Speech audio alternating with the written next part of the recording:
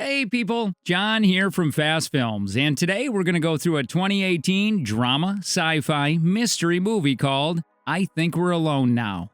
The movie begins in a quiet, desolate town. A man, Dell, is seen breaking into a house.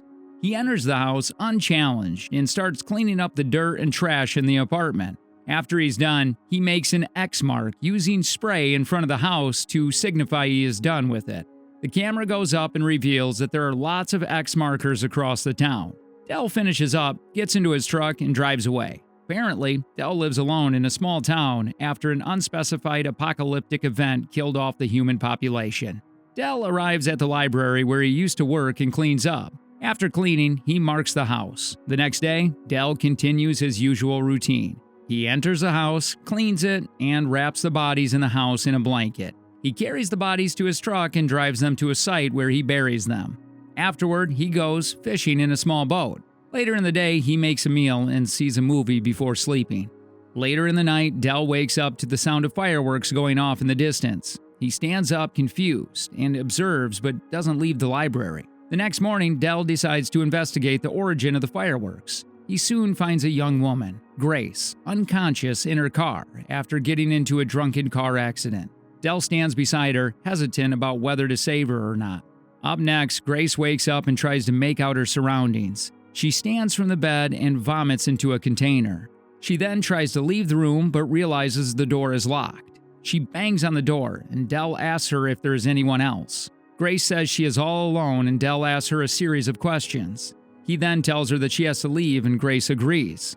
Dell opens the door and starts leaving, but Grace stops him and asks why there is no stinking smell in the town. Dell tells her that he buried the bodies and that she has to leave now. He gives her the keys to a car and starts going on his way. Grace argues that she would like to stay, but Dell ignores her and leaves. The next day, Grace can be seen stalking Dell while he's out fishing. Later on, she approaches him and offers her assistance in cleaning up the town. However, Dell is still not ready to change his mind. That night, while the duo is having dinner, Grace talks about the unexplained mystery behind the deaths of humans. She tries to know more about Dell, but he refuses to let on. Grace then decides that she will leave after realizing that Dell is not ready to accept her. As she is about to drive off, Dell stops her and says he's willing to give her a trial period, and Grace is happy that Dell finally changed his mind. The following morning, Grace and Dell start cleaning the town together. Dell teaches Grace how he cleans out the houses and wraps the bodies in a blanket. At the cemetery, Grace says Dell should be saying something to the dead before burying them. She informs Dell that they should cultivate a habit where they hold their breath for 10 seconds in order to honor the dead. Dell partially agrees with Grace's suggestion. Afterward, the duo visits the store together to get some groceries. One afternoon, Grace discovers that Dell usually keeps all the pictures of the town's dead residents in a drawer. Soon afterward, Grace is going through the town when she discovers a dog in one of the houses. Grace then brings the dog back to the library and Dell is surprised at her actions. Grace starts contemplating on what to name the dog. Up next, Dell and Grace are seen fishing together, after which they get back home and make fish soup. While eating, Grace talks about a goldfish she once had. Days later, Grace sees the dog tearing a book into pieces and stops it. Dell offers to take care of the dog so she can clean up the mess, but the dog bites him. Grace then helps Dell to suture the wounds on his hand. The following day, Grace wakes Dell up and informs him that she can't find the dog. The duo get into town to look for it, and Grace starts recalling the events from the previous night. She says she remembers tying up the dog before sleeping. Dell then confesses that he let out the dog before going to bed. Upon hearing this, Grace gets furious at him. That night, Grace tells Dell that while he was bitter and alone in his previous life, she was loved and happy. Grace says Dell has no one and leaves him angrily. Feeling remorseful, Dell visits Grace at the house she now stays at and asks her to come with him. Dell takes Grace to his greenhouse and asks Grace to keep cleaning houses with him. Seeing that Dell is repentant, Grace agrees to continue helping him. Afterward, the duo starts building a solar panel. They also start communicating using walkie-talkies. Sometime later, the duo has cleaned out the majority of the houses in the town, and they mark every single one on the map. A short scene reveals that Grace has a surgical scar on the back of her neck, which she keeps hiding using her hair. Up next, Grace finds a house that hasn't been cleaned out yet and calls Dell using the walkie. Dell rushes over and says she shouldn't be at that house. From the way Dell talks, Grace realizes that the house belongs to Dell's family. Dell doesn't want to clean the house, but Grace convinces him. Grace and Dell clean out the house and bury Dell's mother's body afterward. At the cemetery, Dell uses more than the agreed 10 seconds to honor his mother. Later that night, Grace tells Dell that she has something to tell him. She says it's about where she's from. Dell assures her that whatever it is, she can tell him. Instead of telling him, Grace decides to kiss Dell to change the subject. The following morning, Dell wakes up in Grace's house and hears voices downstairs. He opens a drawer and brings out a gun. He walks downstairs and is surprised to see two new survivors, Patrick and Violet. Patrick introduces himself and Violet as his wife. He then invites Dell to the table to eat with them.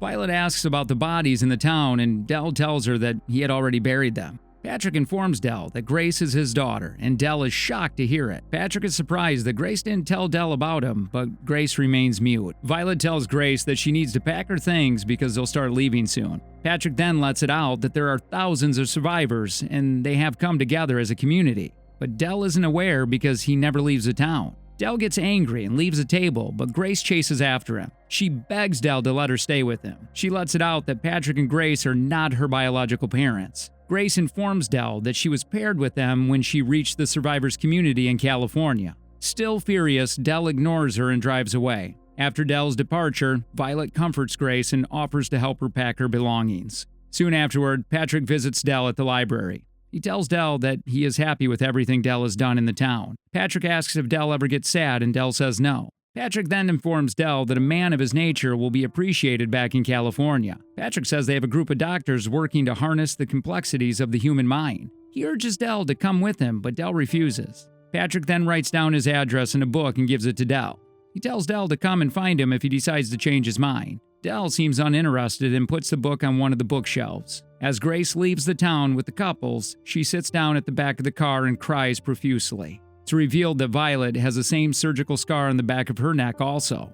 Up next, Dell starts acting out of rage and loneliness. He throws things at buildings and plays with the walkie-talkie alone. After some time, Dell realizes that he's not capable of staying alone again. He starts looking for the book in which Patrick wrote his address. After searching through the bookshelves, he finally finds the book and begins his journey to California. He gets to the highway and sees that it is blocked by various unused cars. Dell commandeers one of the vehicles and continues his journey. Days later, Dell arrives in California and locates Patrick's house. He stays in the distance, looking at Patrick, but Violet sees him. Violet comes out of the house and confirms if it is him, but doesn't inform Patrick of Dell's presence. Dell sneaks into the house and finds Grace on the bed, receiving a neurological behavioral modification to erase her past trauma. Dell approaches her before it could get any worse. As Dell and Grace try to escape from the house, they are stopped by Patrick. He explains that the only way for the human race to move forward is to forget the past and what they all lost. While Patrick talks, Grace panics and shoots him. Surprisingly, Violet is not upset as she still remembers her previous life and the daughter she lost, despite the behavior modification she has been subjected to. Violet takes her shirt and leaves the house. The following morning, Grace takes with her a goldfish before entering the car with Dell. As they drive through the city, they realize that it is populated and the people are living as if nothing happened to them. Dell and Grace happily drive off without a known plan or destination. Thanks for watching, guys.